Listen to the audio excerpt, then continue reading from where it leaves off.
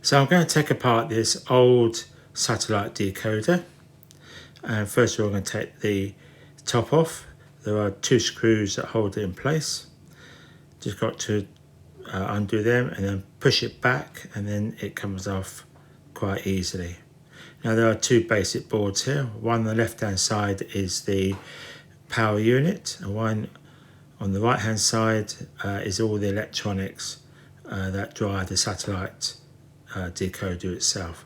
As you see, this is a TM-3000. I think they might actually still make these, or very similar ones, but this particular one is damaged beyond repair, and therefore I'm going to strip it down and just show you what's inside, how straightforward it is, and any minor things that I know about this particular unit. Hopefully I can share with you. So I'm taking the front off.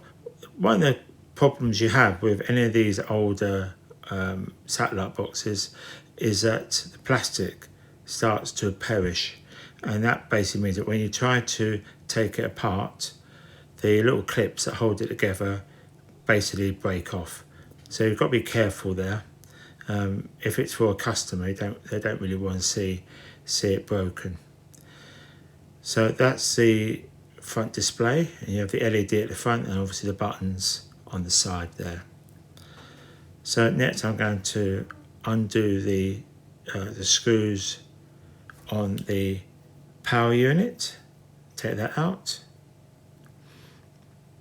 There's quite a lot of interesting parts on here, many parts that you could reuse, or you could actually reuse the power unit completely, because it is a part that does go frequently on most electronic equipment.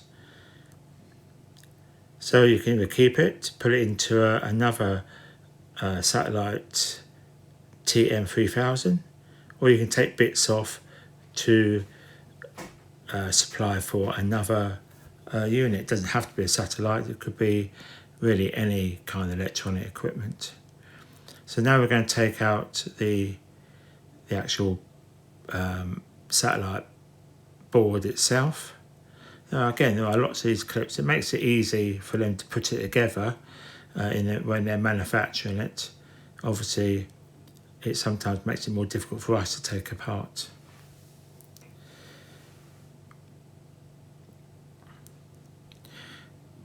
Now these inputs have got one input, which is the LNB,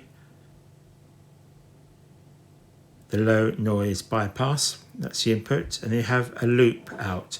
Basically this is a satellite that only has one input from the satellite dish, and then you simply loop it through. And you can loop it through, and then you can run another satellite box if you wanted to. This part here is for your TV aerial. Again, it's just a loop in and out. That's all it is for them. So take it out. Again, you can keep that. It might be needed at some point. I've kept many items, which saved me lots of money by keeping these items. They do have to be exactly the same though. The numbers have to be exactly the same, otherwise it's too risky to change it. The manufacturers are always modifying or improving the boards. That is why there's so much space in this particular satellite, because the boards have got smaller, more compact as the electronics has changed. Now what I was going to do here, which is basically remove the switch and the mains input. I'm breaking it out because I don't want to damage the switch itself. I'm not worried about damaging the satellite. So there you have it, the switch works okay, and the input as well.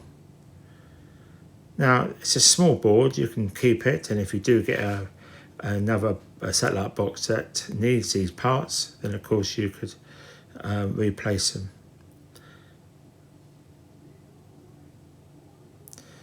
So there's nothing special about that particular board, and that's it. So thank you for watching, and if you had value from this video, then please share, like and subscribe.